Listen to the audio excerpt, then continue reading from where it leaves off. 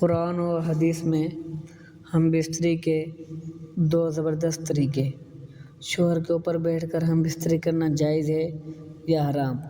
اللہ تعالیٰ حق بات کہنے سے نہیں شرماتا۔ اس ویڈیو میں قرآن و حدیث سے ثابت دو بہترین طریقے بیان کیے گئے ہیں اور ساتھ یہ بھی بتایا گیا ہے کہ بیوی شوہر کے اوپر بیٹھ کر ہم بستری کر سکتی ہے۔ ناظرین، آج بہت ہی کمال کی ویڈیو لے کر حاضر ہوا ہوں۔ تمام حضرات ویڈیو کو آخر تک ضرور دیکھیے گا۔ بسم اللہ الرحمن الرحیم۔ ہم بستری کا وہ کون سا اسلامی طریقہ ہے جسے قرآن و حدیث میں پسند کیا گیا ہے؟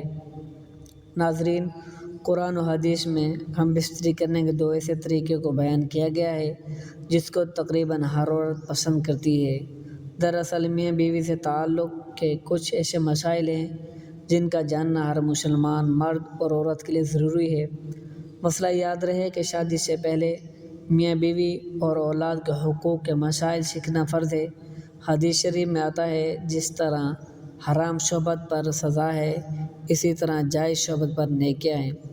حضرت سیدنا جنید بغدادی رحمۃ اللہ علیہ فرماتے ہیں کہ انسان کو جماع کی ایسی ضرورت ہے جیسے غذا کی، کیونکہ بیوی طہارت کا سبب ہے یا باروایت حلال العلوم۔ جب شوہر اپنی بیوی سے ہم بستری یعنی مباشرت کا ارادہ کرے تو بالخصوص شادی کی پہلی رات اور اس کے بعد بھی تو شوہر کو چاہیے کہ ان کو آداب و طریقہ کار کے مطابق عمل کرے۔ انشاءاللہ شیطان کی مداخلت سے محفوظ رہیں گے اور نیک صالح اولاد پیدا ہوگی۔ مگر یاد رہے کہ شطر کھولنے سے پہلے ہم بستری کی دعا پڑھ لیں۔ ہم بستری کی دعا پڑھیں اور سب سے بہتر ہے جب کمرے میں داخل ہوں تبھی بسم اللہ شریف پڑھ کر دائیں قدم اندر داخل کریں۔ اگر ہمیشہ ایسا ہی کرتا رہے گا تو شیطان کمرے سے باہر ہی ٹھہرا جائے گا، ورنہ وہ بھی آپ کے ساتھ شریک ہو جائے گا۔ تفسیر نعیمی۔ ناظرین، عورت کے اندر مرد کے مقابلے میں 100 گنا زیادہ شہوت ہے، مگر اس پر حیا کو مسلط کر دیا گیا ہے، اور اگر مرد جلدی فارغ ہو جائے تو فوراً اپنی بیوی سے جدا نہ ہو بلکہ کچھ دیر ٹھہرے پھر الگ ہو۔ فتاوی رضویہ۔ جماع کے وقت کسی اور کا تصور کرنا بھی زنا ہے اور سخت گناہ ہے۔ جماع کے وقت کوئی مقررہ نہیں، ہاں بس اتنا خیال رہے کہ نماز فوت نہ ہو پائے، کیونکہ بیوی سے بھی نماز، روزہ، اعتکاف، حیض و نفاس اور نماز کے ایسے وقت میں صحبت کرنا کہ نماز نکل جائے حرام ہے۔ فتاوی رضویہ۔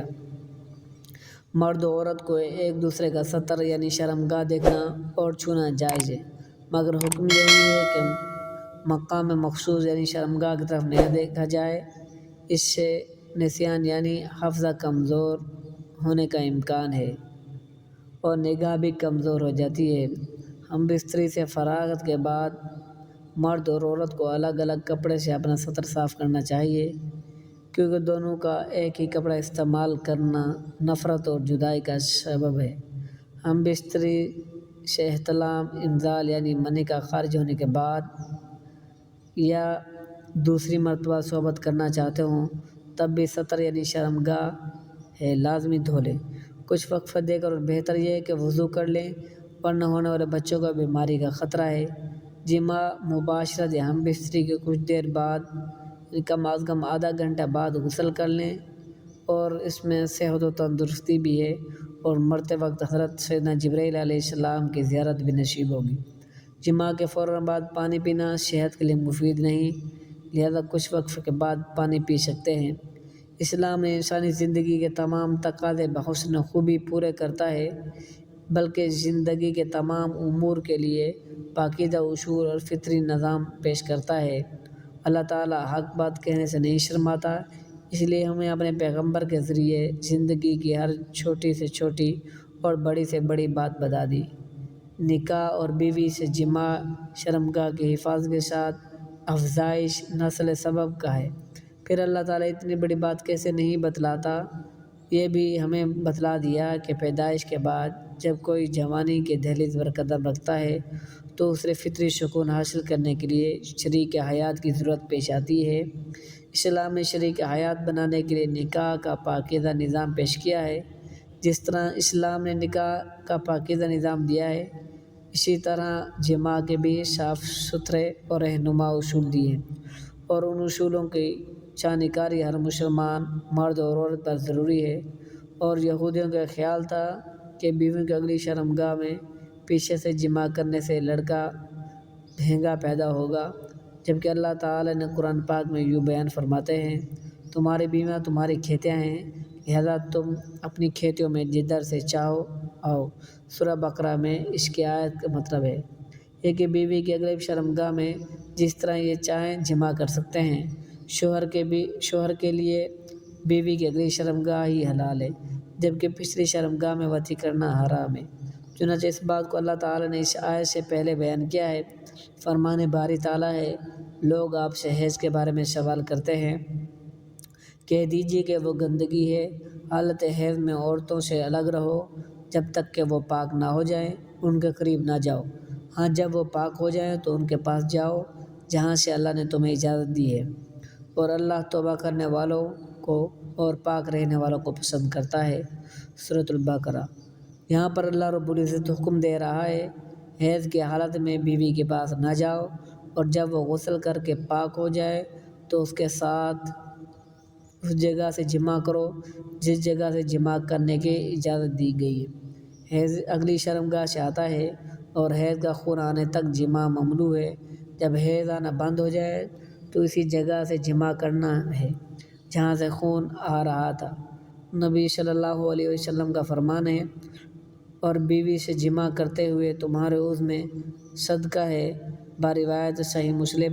صحابہ کرام رضوان اللہ علیہم اجمعین نے پوچھا، اے اللہ کے رسول صلی اللہ علیہ وسلم، ہم میں سے کوئی اپنی خواہش پوری کرتا ہے تو کیا اس میں بھی اجر ملتا ہے؟ تو آپ صلی اللہ علیہ وآلہ وسلم نے فرمایا، بتاؤ اگر یہ خواہش حرام جگہ پوری کرتا تو کیا اسے گناہ نہ ہوتا؟ صحابہ کرام نے عرض کیا، کیوں نہیں؟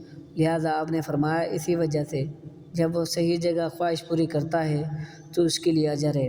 قرآن و حدیث میں ہم بستری کرنے کے دو ایسے طریقوں کو بیان کیا گیا ہے جس کو تقریباً ہر عورت پسند کرتی ہے، اس کو قرآن نے بھی پسند کیا ہے اور حدیث میں بھی پسند کیا گیا ہے۔ آئیے قرآن و حدیث میں پسندیدہ طریقوں کے بارے میں جانتے ہیں۔ قرآن پاک نے ہر موڑ پر مسلمانوں کی رہنمائی فرمائی ہے، اسی طرح ہم بستری کرنے پر بھی شریعت نے ہماری بہت رہنمائی فرمائی ہے۔ ناظرین کرام، وہ دو طریقے آپ کو بتاتے ہیں، وہ کون سے دو طریقے ہیں؟ اللہ تعالیٰ نے قرآن پاک میں فرماتے ہیں، یہ وہ طریقہ ہے جو تقریباً ہر جاندار استعمال کرتا ہے۔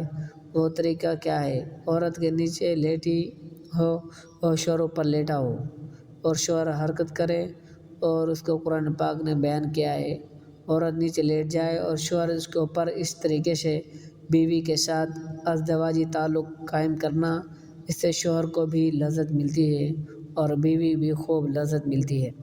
اس طریقے کو قرآن نے بھی پسند کیا ہے۔ ناظرین، دوسرا طریقہ یہ ہے کہ جس کو حدیث میں پسند کیا گیا ہے۔ حدیث مبارکہ میں ارشاد فرمایا، بیوی جب نیچے لیٹ جائے تو اس کے دونوں ٹانگوں کو اپنے کندھوں پر رکھ لیا جائے، یعنی اس کے شرین کے درمیان بیٹھ کر حرکت کرے، اور اس طریقے کو حدیث میں بیان کیا گیا ہے۔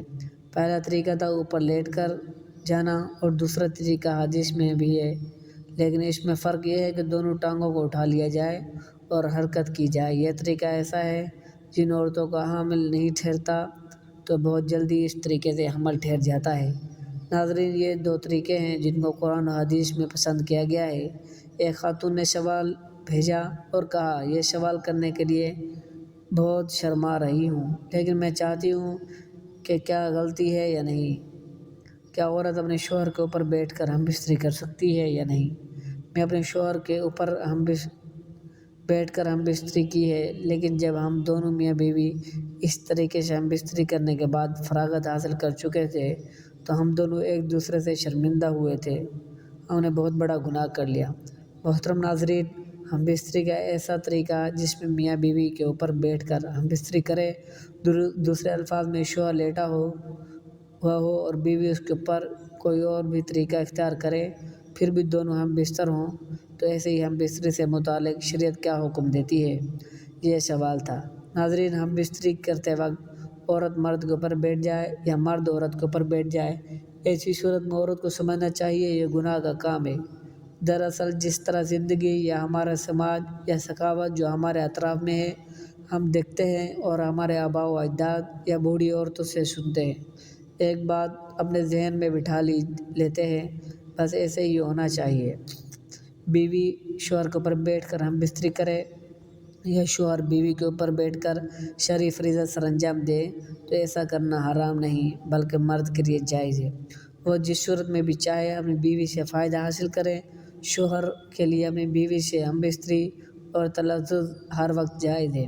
شوہر کا اپنی بیوی سے لذت حاصل کرنے کے لیے اس کے جسم سے کھیلنے میں وقت کی کسی قسم کی کوئی ممانعت نہیں، سوائے چند چیزوں کے جن سے شریعت نے منع کیا ہے۔ یعنی شوہر کے لیے اپنی بیوی سے حیض و نفاس کے دوران ہم بستری کرنا جائز نہیں اور نہ ہی اس کے دبر میں ہم بستری کرنا جائز ہے۔ اپنی بیوی سے ہر طریقے سے فائدہ اٹھا سکتے ہیں، آگے کی طرف سے بھی اور پیچھے کی طرف سے بھی، پس دخول صرف آگے والی شرمگاہ میں ہی ہونا چاہیے۔ مردگار تناسل کا جو بھی دخول ہے وہ صرف سامنے کی شرمگاہ میں ہی ہونا چاہیے، جس میں نہ کہ حیض کے دنوں میں خون آتا ہے، پیچھے کی جانب سے بھی۔ اگر آپ ہم بستری کرنا چاہتے ہیں تو پچھلی شرمگاہ میں نہیں بلکہ صرف آگے والی شرمگاہ میں جس سے بچہ پیدا ہوتا ہے اس کی وجہ ہے یہ ہے کیونکہ اللہ تعالیٰ نے قرآن کریم میں ارشاد فرمایا، یہ عورتیں جو تمہاری بیویاں ہیں یہ تمہاری کھیتیاں ہیں۔ تو اللہ کے رسول صلی اللہ علیہ وسلم نے بھی بیویوں کو کھیتوں سے تعبیر کیا ہے، تمہاری بیویاں تمہاری کھیتیاں ہیں، اپنی کھیتوں میں جس طرح سے چاہو آؤ۔ البتہ رسول اللہ صلی اللہ علیہ وسلم کے فرمان کے مطابق بیوی کی پچھلی شرمگاہ میں عضو تناسل داخل کرنا حرام ہے، کیونکہ رسول اللہ صلی اللہ علیہ وسلم نے اس طرز پر کہ پچھلی شرمگاہ میں داخل کیا جائے جائز نہیں۔ اللہ کے رسول صلی اللہ علیہ وسلم نے فرمایا، جس شخص نے اپنی بیوی کے دبر یعنی پچھلی شرمگاہ میں جماع کیا تو اس نے محمد صلی اللہ علیہ وسلم پر نازل کی قرآن کی نفی کر دی اور فرمایا کہ ایسا کرنے والے پر اللہ کا عذاب غضب ہوتا ہے۔ لہذا اگر بیوی شوہر کے اوپر آتی ہے یا شوہر بیوی کے اوپر آتا ہے یا بیوی کے پیچھے سے جو سامنے والی شرمگاہ ہے اس میں عضو تناسل داخل کیا جاتا ہے، یہ تمام طریقے جائز ہیں اور اللہ تعالیٰ کی جانب سے اس میں کوئی ممانعت کی دلیل نہیں سوائے بیوی کے دبر میں جماع کرنے کے یا حیض و نفاس کے دنوں میں جماع کرنے کے۔ بے شک اللہ حق بات سے شرم محسوس نہیں کرتا، لیکن کہنا کہ ہم بستری کا ایسا طریقہ جس میں بیوی شوہر کے اوپر بیٹھ کر ہم بستری کرتی ہے، ایسا طریقہ شوہر کے لیے نقصان دہ ہے، کیونکہ بیوی شوہر کے اوپر بیٹھ گئی تو بیوی کا پانی یعنی مادہ معنویہ شوہر کے عضو تناسل پر اترے گا اور یہ عضو تناسل کے لیے خطرات کا باعث بن سکتا ہے۔ اس میں کوئی شک نہیں کہ اس طریقے سے ہم بستری کرنا جائز اور حلال ہے، لیکن شوہر پر لازم ہے وہ اس طریقے سے بچے کیونکہ یہ اس کے لیے نقصان دہ ہے۔ بیوی سے ہم بستری کے بدترین کیفیت وہ ہے جس میں ہم بستری کے وقت شوہر نیچے ہو اور بیوی اوپر۔